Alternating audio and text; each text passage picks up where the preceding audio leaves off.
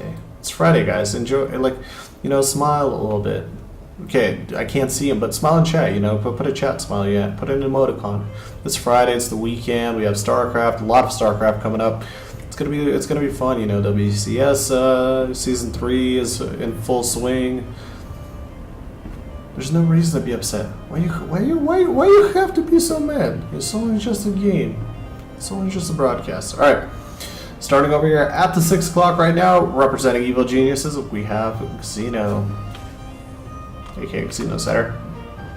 He's facing off against his opponent at the top left side of the map on Merry-Go-Round, representing Complexity, leading the Series 1-0. It is HKES. So, HKES utilizing a little bit of trickery slash really hoping his opponent didn't really over prepare for him. And fortunately that was the case because EGXenocider going for full tech, full add-on, and by the time all those Banelings for him speed finished up, it was just almost inevitable that HKES would win at that point.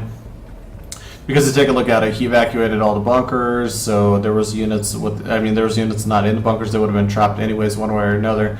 All the supply depots were busted, so technically supply block, and then it's kind of a little bit of downhill. Once production starts getting camped as a Terran player, you can't really do much about it. Like it's not like you're a Protoss player where you can maybe warp in on the outskirts just a little bit. As soon as your unit walks out, it's going to start getting attacked.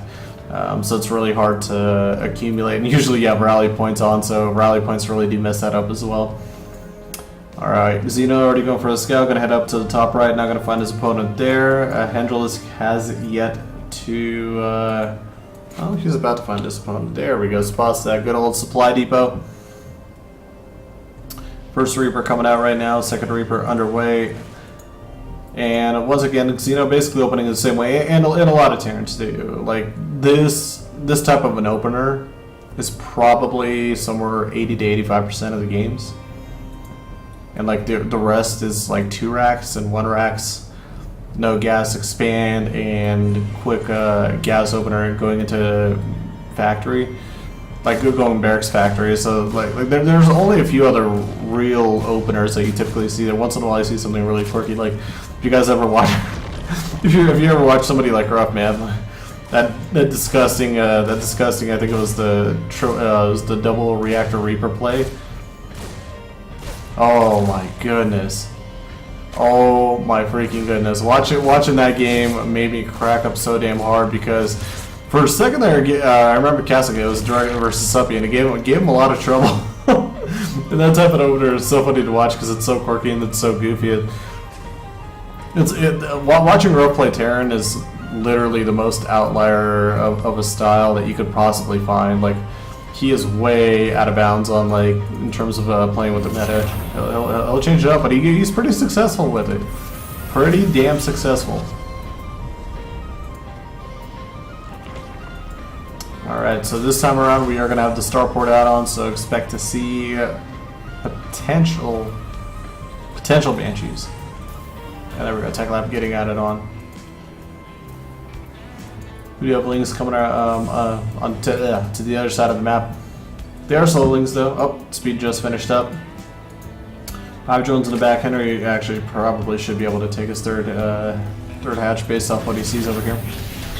Lift up on the high ground supply depot. Low ground supply depot going to get gnawed down. That will supply block, or at least temporarily block in a sense. There we go, 34 out of 38. That's pretty much a block as it is on Xeno.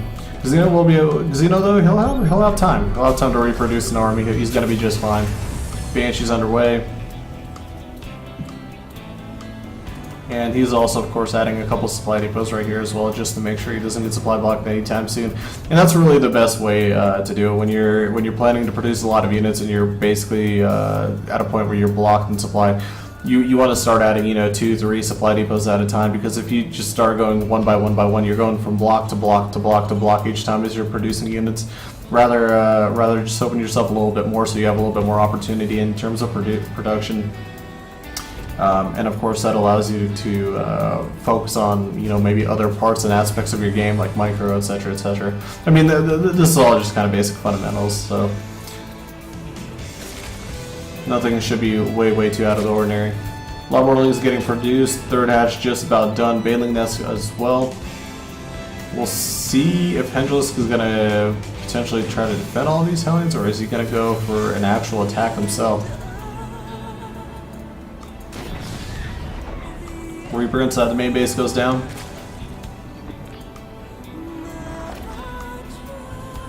Is actual music playing? Music should not be playing. I just realized I'm like I heard a little bit of like that banjo-ish strum. Here we go. Lots of banelings forming on the other side of the map. He, at the third base, going to be heading up inside the natural. Banshee comes out now. Going to be very up to EGXenocider to be able to focus as many of these banelings down as soon as he possibly can. We probably hopefully have a little bit of an attack, shift attack on some of those banelings, and he's already taken out 3, which is pretty decent. This is actually giving Xeno a lot of time to evacuate, but the problem is he actually lifted off the factory up here. He needs to block it off somehow. There we go, blocks it off in time. Banelings will bust through, high ground ramp goes down. Xeno trying to micro his way out of it. He's actually trying to utilize the tide chokes between the buildings and the borders of the base to be able to knock all of these lings and banelings down, and I think he's actually done a pretty good job of holding. Some will flood inside the main base, but for the most part, it looks like Xeno will be able to survive this onslaught. Henry's going to continue flooding a few more lings. There are a couple more Hellions go down, so that does make it a little bit tougher. The Banshee's trying to do what it can, but the problem with the Banshee is it's not exactly the quickest killer. It takes a couple shots to kill the lings, so when they're running around, they're running away. They have a lot more speed to be able to escape from them. More banelings are getting formed as we see barracks are getting added, but he really does need to make sure he continues producing Hellions. Fortunately, the second Banshee is going to help try to clear as much of this out as possibly can. Going to be interesting. Could he actually save this third command center? No, he's going to have to cancel. Yeah, very timely cancel right there. I was actually starting to get worried. I'm like, is he going to let it go? Don't let it go. Well, for now, Henry, his next move is to begin droning up once again. You got to get that economy working. And, yeah, I mean, just pretty nice attack. But at the same time, I take a look at it, if I take a look at overall damage, 9 SCVs, 2 Reapers, and 4 Hellions. I don't know if that was worth the investment of forming 91 Lings, and also losing 8 Banelings. And also, if you, we kind of did look at it, there was the Banshee on the other side of the map that was able to pick off a few drones as well. So for the most part, I feel like Xeno is actually coming out on top, and now double Banshees at the main base, trying to pick off the edge of the mineral line. Almost were able to take out the queen. They will at least be able to get an extractor right here, and if they want, they might be able to start or begin focusing down the hatchery little by little. But they're doing a pretty good job. Xeno, look at him, man, microing those Banshees along the edge, taking out some more drones along the way. Sporecrawler, of course, always preventing the Banshees from freely flying over. Unless you have like a lot of Banshees and you're confident that you're going to be able to just break down the queen and start picking everything off, I wouldn't fly over the spore. Meanwhile, back at home, add-ons finishing up for some of the barracks. We are seeing as well, adding on some more as well. Armory just about done. And with the armory done, Xeno could form these Hellions and Hellbats. Usually the better option, I feel like, out of the tech path. Now over here. Oh, hello. Careful, careful, Xeno. Saves the Banshees. Very important actually to do so because they still have a lot of use, I feel like, as this game goes on. As long as he's not dealing with mutas, he should be okay.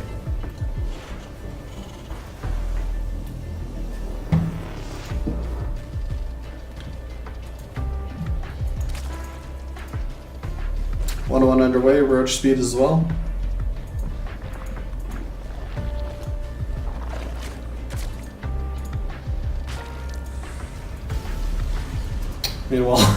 Meanwhile, outside the natural, I'm not sure exactly how a few lings are able to actually break their way in, but they do.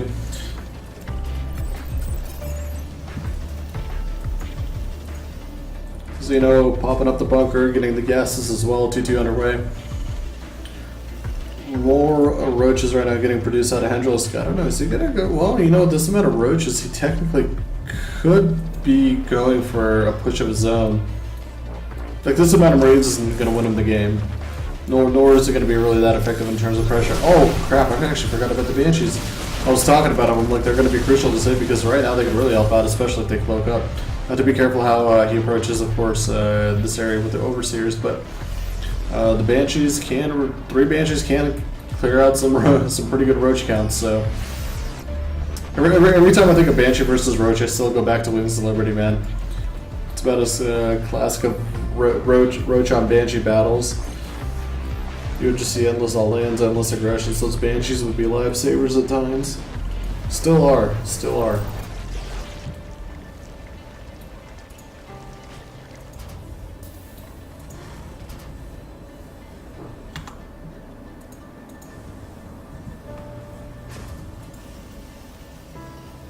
And this is actually pretty smart right here. We take a look and see the Banshees getting repaired.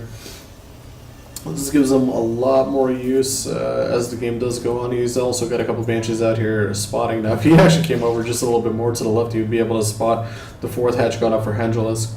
Henry, meanwhile, grabbing his +2/+2, getting out 8 Hydras. The +2/+2 just about done for Xeno as well.